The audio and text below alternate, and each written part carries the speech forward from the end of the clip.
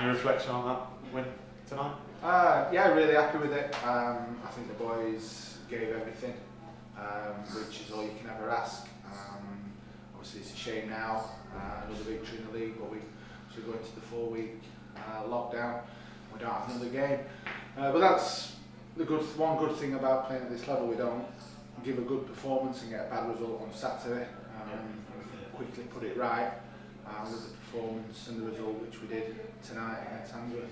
I was just going to say that the game from Saturday, sort of tonight, you put it right really, haven't you? The defeat to Stone, you put it right tonight. Yeah, and we had to.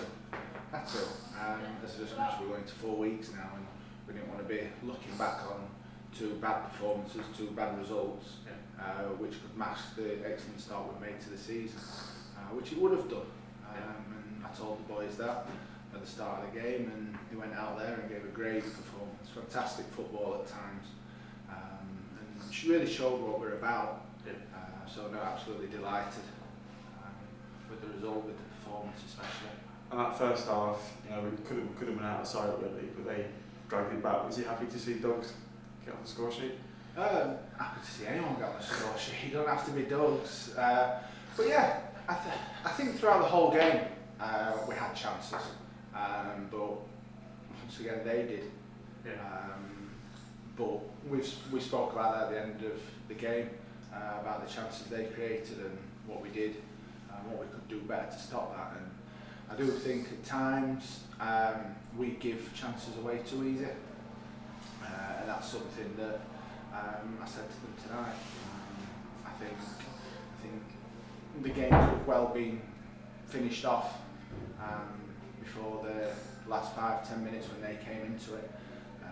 But both teams tonight had good chances, but obviously we were that bit more clinical. And obviously Doug's had the one disallowed for offside, which seemed very, very tight, and that could have obviously made it a bit more comfortable. But no, happy for Doug's to get his goals, and obviously he'll be very happy himself, because every number 9 likes to score. Second half, but that first half, they sort of came into it. You had to rely on your defence to keep you in, especially Hugo and Mars, and everybody really put a shift in that spell. The back 5 have been excellent all season, and Hugo, that's what he's paid for. If strikers, if other teams get in against us, then that's what he's paid for, to save them shots. And he's an excellent keeper. Arguably, in my opinion, probably the best keeper at this level. His distribution, his concentration, his shot stopping, everything's come on this season. He's improving really well, and the back 4 are brilliant, really, really good. Yeah, just delighted with the back 5 today. Held strong under pressure. So yeah, good. And when they eventually got that goal, it was sort of, giving you flashbacks to Stowe. Now that it's a rather fortunate goal that they got them back in the game. What were you thinking at that point? I was thinking, how do we concede when it's been our kick-off after 45 seconds? That's what I'm thinking. But no, the lads, fair play to him. He's took his goal really well, really well. I think it was the number 10 that scored. No, good player. Took his goal really well.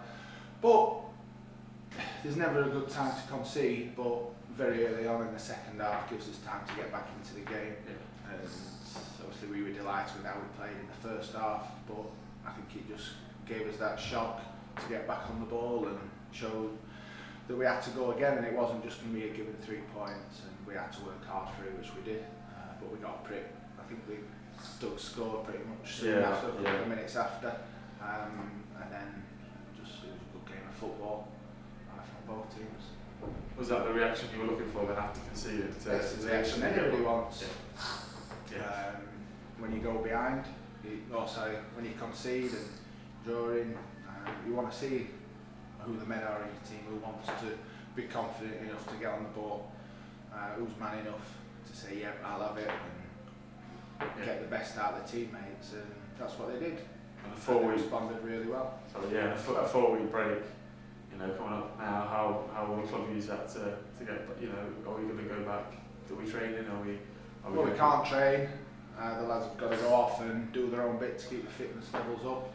and we just have to be prepared as and when the season comes in, and we get a notification we can get going again. So now the lads are going to have to do bits on their own. We can't have any training sessions at all now, like anybody at our level. We just have to go in, and we've got a few tired bodies, a few injuries picked up, and so it'll give them time to rest. Hopefully it'll give Matty Wilson extra 4 or 5 weeks, and he can be fit and raring to go and join the rest of the squad.